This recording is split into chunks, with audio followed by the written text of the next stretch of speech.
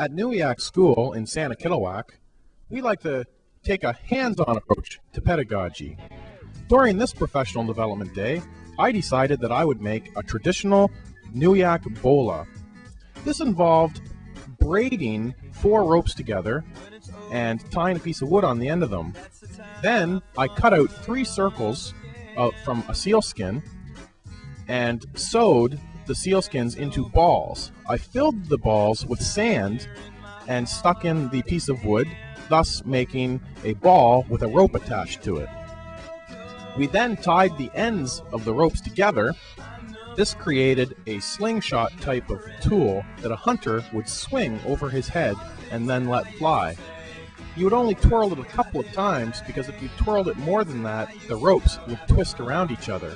After spinning the bola around your head a couple of times, throwing the bola would result in the ends spreading out, increasing the probability of hitting a bird.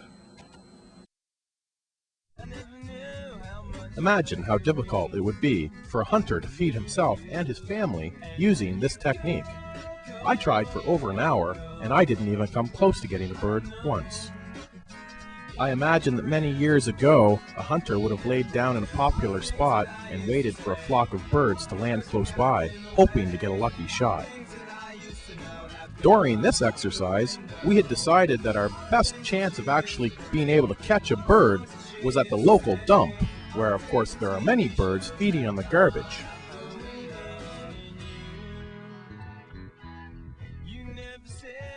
Now here I go. I'm rushing towards the bird now, ready to make my kill. There goes the bird. I twist the bola around my head once, and there it goes, narrowly missing the bird. Oh well, maybe next time I'll have better luck.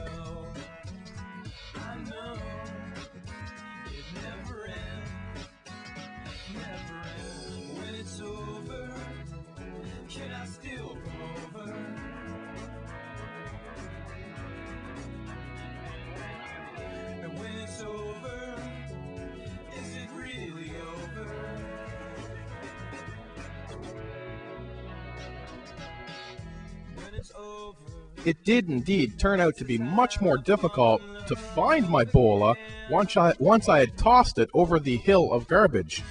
The little balls of sealskin actually blended in quite nicely with the surrounding of garbage. As you can see from the shot of the sky, there were no shortage of birds that day. Unfortunately, after trying for an hour, I still had not come close to catching one bird. I know if I had to rely on this tool, my family would have gone hungry. Here we see Brian Fergal demonstrating his throwing technique. Notice that the more times he twirls the bola around his head, the more tangled the ropes get. This is why a hunter would have only taken maybe 1 twirl, maybe 2, before he released the bola. But there's a good example of how the balls spread out on the end.